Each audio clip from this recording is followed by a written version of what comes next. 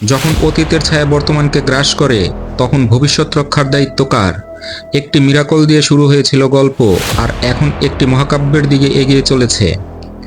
বলিউডের একমাত্র superhero franchise Krrish, যেখানে ভিজুয়াল ইফেক্ট, বৈজ্ঞানিক কল্পকাহিনী এবং মানবিক আবেগ মিলেমিশে এক অনন্য সিনেমাটিক অভিজ্ঞতা তৈরি করেছে।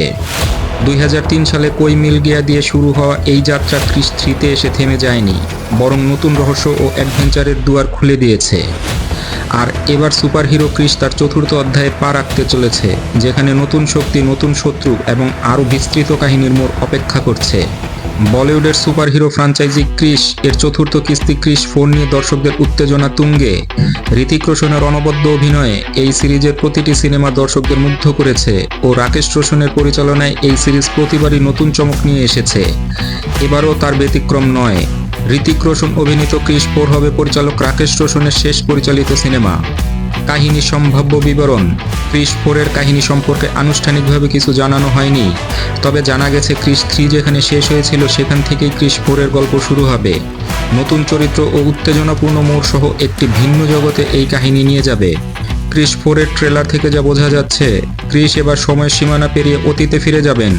একটি প্রাচীন নিদর্শন তাকে সময় ভ্রমণের ক্ষমতা প্রদান করবে, যা দিয়ে তিনি অতীতের বিভিন্ন যুগে ভ্রমণ করবেন। তবে এই ক্ষমতার সাথে সাথে আসে নতুন বিপদ। এক দুর্ধর্ষ শত্রু ইতিহাসকে পরিবর্তন করে ভবিষ্যৎকে ধ্বংস করতে চায়। ক্রিশের দায়িত্ব হবে এই শত্রুকে প্রতিহত করে মানবজাতিকে রক্ষা করা। প্রধান অভিনেতা ও অভিনেত্রী: হৃতিক রোশন আবারও ক্রিশের চরিত্রে পর্দায় ফিরছেন, তবে অন্যান্য অভিনেতা অভিনেত্রীর বিষয়ে এখনও আনুষ্ঠানিক ঘোষণা আসেনি।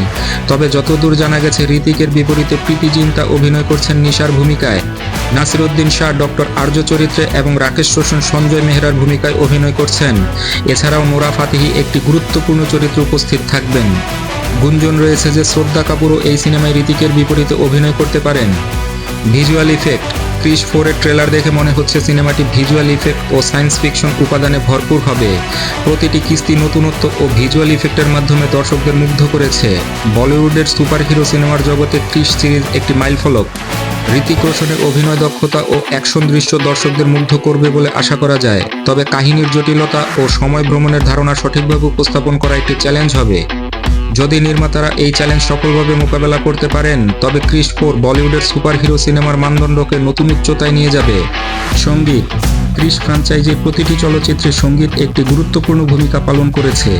প্রথম 3টি চলচ্চিত্রের সঙ্গীত পরিচালনা করেছেন রাজেশ রোশন এবং ব্যাকগ্রাউন্ড স্কোরে ছিলেন সলিম সুলেমান। তবে ক্রিশ 4-এর সঙ্গীত পরিচালনা সম্পর্কে এখনও আনুষ্ঠানিক ঘোষণা আসেনি।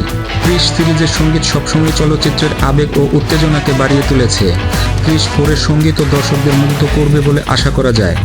ক্রিশ 4-এর মুক্তির তারিখ এখনও ঘোষণা করা হয়নি, তবে আশা করা যায় শীঘ্রই এই প্রতীক্ষিত সিনেমাটি প্রেক্ষাগৃহে আসবে।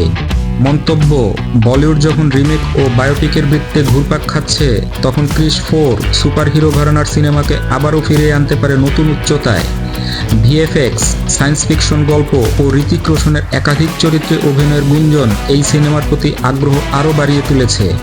পরিচালক রাকেশ রোশন যখন বলেছেন এটি হবে তার শেষ সিনেমা, তখন প্রত্যাশা আরও বেড়ে যায়, কারণ বিদায়ের আগে তিনি নিশ্চয়ই এক মহাকাব্য রচনা করতে চলেছেন। প্রশ্ন হলো, এই অধ্যায়ে কি আমরা জাদুকে ফিরে পাব, কিংবা ক্রিশ কি সময় ভ্রমণের মাধ্যমে নতুন এক দুনিয়ায় প্রবেশ করবে? যাই হোক না কেন, ক্রিশ 4 বলিউডের ইতিহাসে একটি গুরুত্বপূর্ণ অধ্যায় হয়ে উঠতে চলেছে, যা দর্শকদের স্মরণীয় অভিজ্ঞতা দিবে।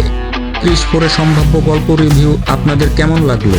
রিভিউ কি আপনাদের মধ্যে সিনেমাটিকে নিয়ে উত্তেজনা বাড়িয়েছে? আপনি কি ক্রিশের শেষ অধ্যায় দেখার জন্য আদৌ প্রস্তুত? আপনার মতামত আমাদের কমেন্ট সেকশনে জানাতে ভুলবেন না। চ্যানেলটিকে সাবস্ক্রাইব করুন। দেখা হবে পরের কোনো রিভিউতে। বরাবরের মতো আবারও চাইব সবসময় ভালো থাকুন, সিনেপ্রহর বিডির সঙ্গেই থাকুন।